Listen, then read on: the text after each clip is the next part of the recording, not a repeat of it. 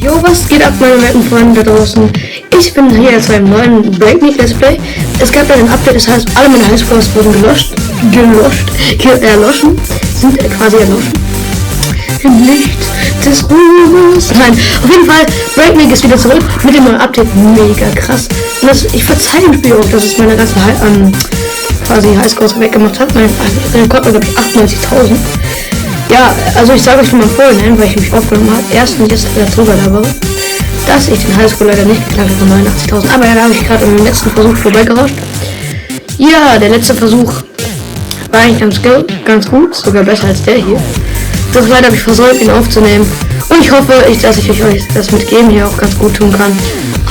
Was war das gerade für ein Glitch? Ich wäre eigentlich wäre ich jetzt schon down, aber dieses Spiel hat natürlich immer noch total viele Glitches und Bitches mit Bitches, nein. Und das ist natürlich auch das, was ich in dem Spiel mag, dass man nicht irgendwie sofort stirbt und das ist noch nicht so, ja, in die Zone leckt. In die Zone kommt dann später, wo es leckt. Auf jeden Fall, das verzeihe ich dem Spiel auf jeden Fall, dass die Highscores weggemacht hat und ich finde es umso besser, dass es die Glitches da gelassen hat. Aber an manchen Stellen, an bestimmten Stellen kann man so dagegen fahren und dann fliegt man einfach mega hoch. Vielleicht schaffe ich es ja in dieser Folge, ne? Keine Ahnung, don't know.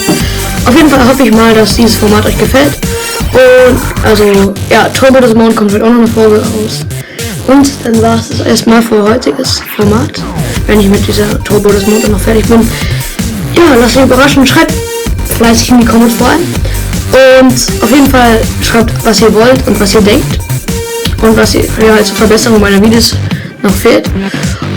Ja, und dann würde ich sagen, spiele ich jetzt wieder ein bisschen und teste mal ein paar Glitches aus. Gleich dürfte, glaube ich, vielleicht einer kommen. Muss ich mal finden.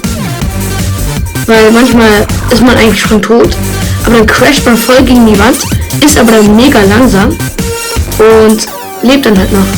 Fuck, Alter, an dem Ding vorbei. Nein, die Teile kommen näher. Nein. Alter, wie schnell die jetzt auf einmal sind. Ja, was daran liegt, dass das Turbo Desmond gestern nicht so gute Quali war. Oder die Laserschüsse. Liegt daran, dass es halt, naja, keine Ahnung, das Aufnahmeprogramm war halt über Everyplay.